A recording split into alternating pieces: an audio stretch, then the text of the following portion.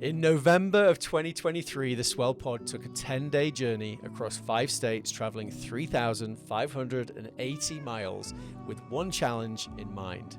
And that challenge was to interview 100 pleasantly rebellious humans to uncover deep truths about what it takes to create something that has never existed before, challenge the status quo, maybe even change the world. This is the Kiln Road Trip, created and produced by the Swell Pod. In partnership with Kiln, Moterra Camper Vans, and sponsored by Taurus. I'm Spencer McKeown. And I'm Josh Taylor, and together we're the co-hosts of the Swell Pod and your guides on the Kiln Road Trip. Follow along on the journey. Be sure to subscribe to the podcast, follow the Swell Pod on social media, and subscribe to your YouTube channel at, you guessed it, the Swell Pod. This is interview 44 of the Kiln Road Trip, and today we're at Kiln Provo talking with Morgan Gilliam. Morgan is the co-founder of Fiddle, a modern cloud-based software that tracks real-time inventory, improves supplier and PO interaction, and streamlines the entire production process. Thank you for tuning in to today's episode. We hope you enjoy. Welcome to the Swell Pod, Morgan Gilliam. Did I get it right? Yes, you did. Excellent. Could you just quickly introduce yourself, your name, and of course what you do, why you're passionate about what you do? Sure. Yeah, Morgan. I'm the co-founder of Fiddle. We're inventory and light ERP. So we work with CPG companies, small to medium size, and help entrepreneurs and startup companies dial in their supply chain. Excellent. Give me a couple examples of what that means. Yeah, I mean, we have a fun little toothpaste gum company out of California. They're a small team of 3. They produce their entire product, fulfill all their own orders. And so our software helps them bring in all their orders from Shopify, track all their inventory, and make sure that they're hitting their numbers and they're able to see what's sitting on the shelf. So it's just go from spreadsheets to Fiddle and dial in kind of your numbers and help grow. That's super valuable, especially for like that target market that you're talking about.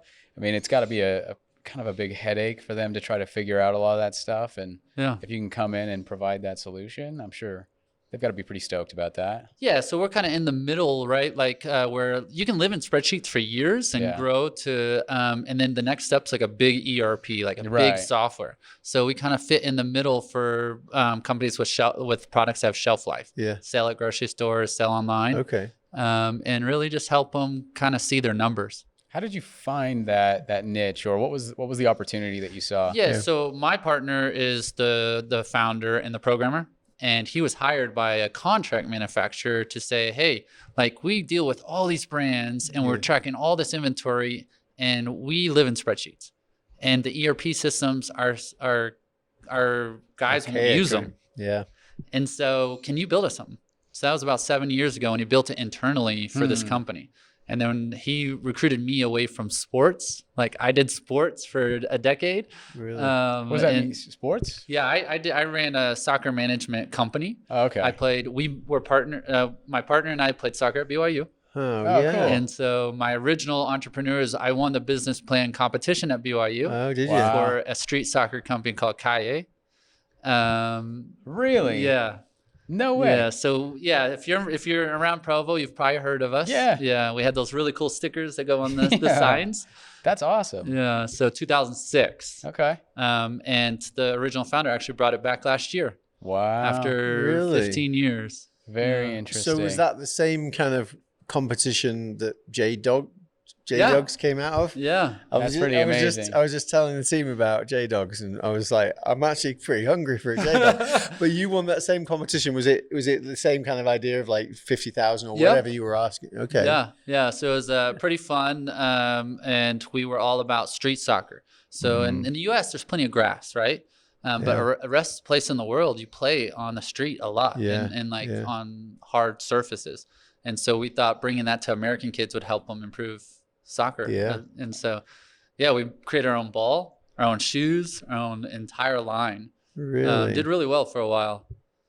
That's awesome. One day the US will win the World Cup. I don't know about that. The women's team did. The women did very well. Yeah, not this time, good. right? Last time. Yeah, not this time. The last time they did. A couple times ago. So that led you to. How did that lead? Remind me. How did that lead you to Fiddle? Yeah. So I learned a lot about actually sourcing. supply chain, Right. making shoes, like kind of the world of like tracking all your inventory. And we were in the basement of a house and had boxes upon boxes around our desk. And trust me, we lost track of inventory quite a bit. But then I started getting into making backpacks and goalie gloves and different stuff for the soccer industry. Right. And that's when my partner recruited me to join Fiddle. And he's like, look, I can do the coding. I can do all this, but I need a business guy that gets this industry. And so I reluctantly left my sports management group. Yeah. We were training about 5,000 soccer players a year, had 3 facilities, sold it over 2 years, and then went all in.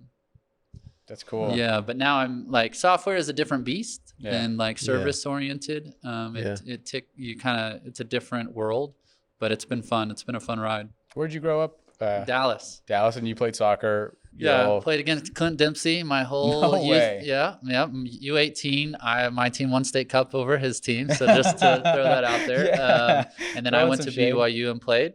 Had a contract to play professionally in Norway. Turned it down, got married, and worked for Real Salt Lake for 2 years.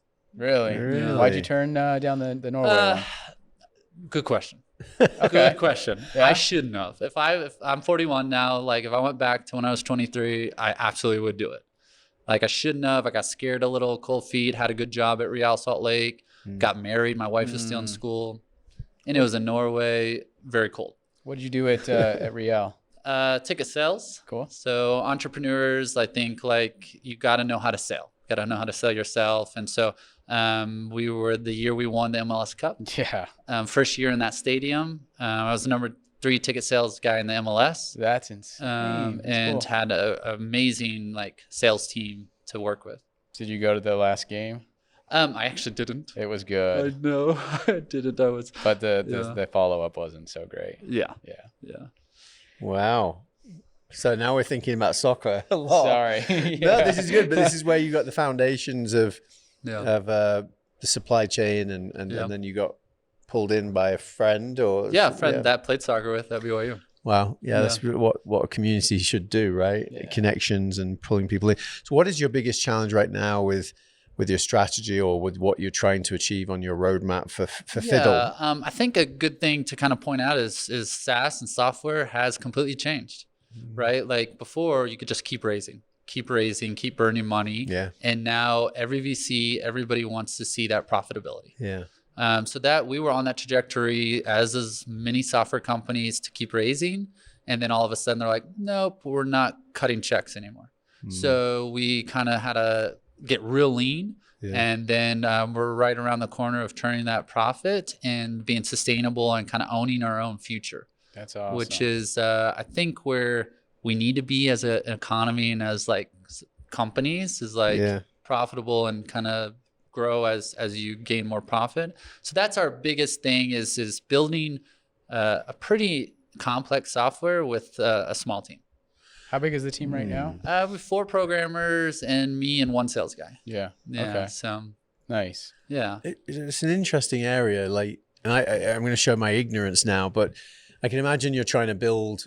Before, yes, they cut the checks, and you're trying to just grow as fast as you can.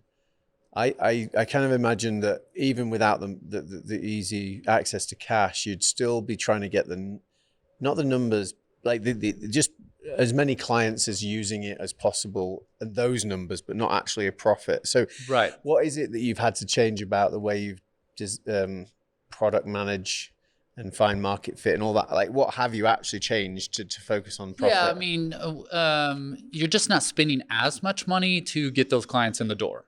Right. Like, so your CAC, right? Like kind of getting that customer in might be 18 months out.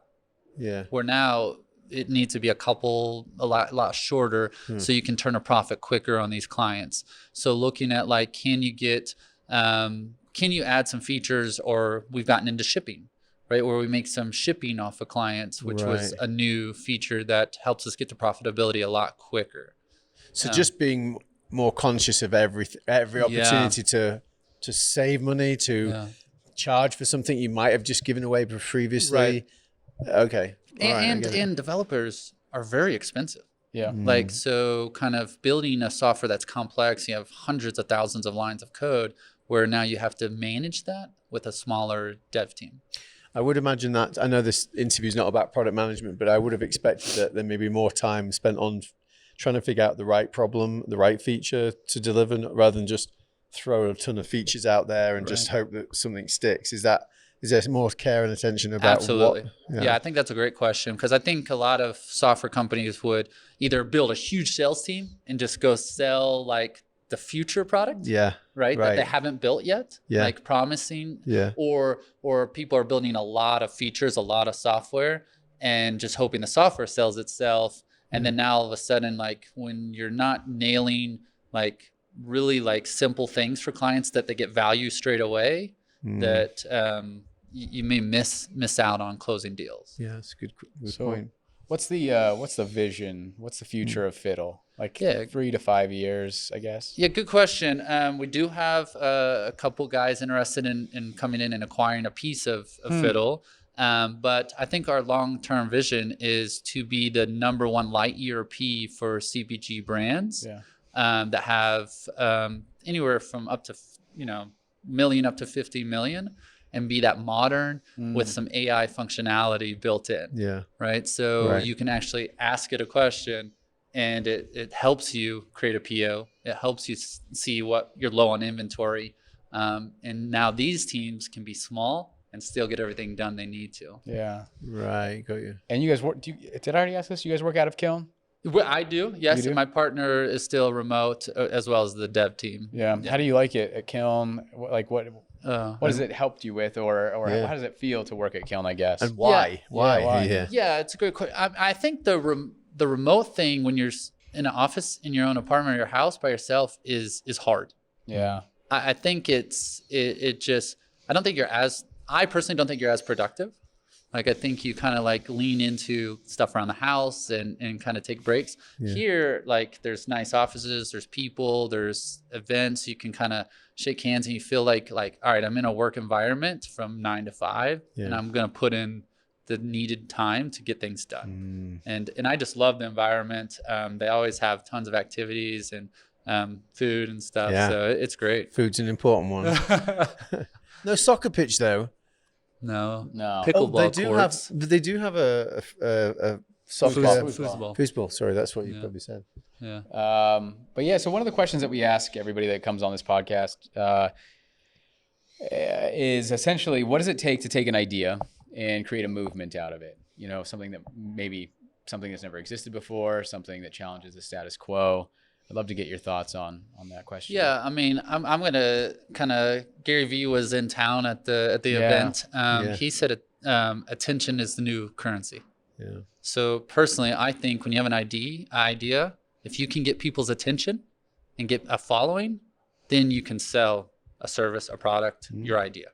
I think that's the hardest thing. It's like, there are tons of great softwares out there. There are tons of great products, services, but they can't get in front of the right audience because there's so much. Yeah. So I think it's just getting people's attention and getting it out there. Before we get into the rest of the episode, we want to thank the partners and sponsors who made the Kiln Road Trip possible. The Kiln Road Trip is brought to you by Kiln.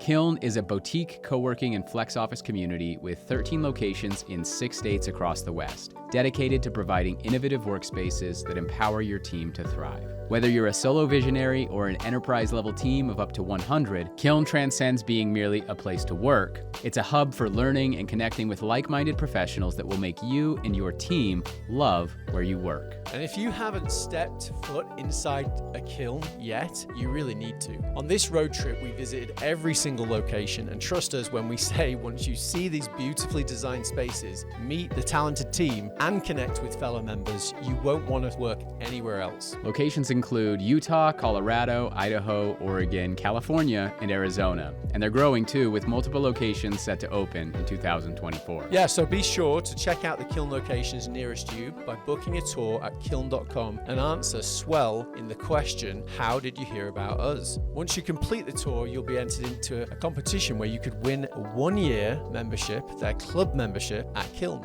Yep, you heard that. That's Kiln.com. Book a tour and be sure to mention Swell in the question, how did you hear about us? The Kiln Road Trip is also brought to you by Moterra Campervans, a luxury campervan rental company for iconic road trips. Their top-of-the-line vans are available at 7 locations located near America's best outdoor adventure destinations. They have consistently earned the highest customer ratings in the industry, making Moterra Campervans your gateway to adventure without sacrificing on comfort or service. That's true, and initially we wanted to take this journey in a 1960s VW bus, but thankfully we found Moterra instead.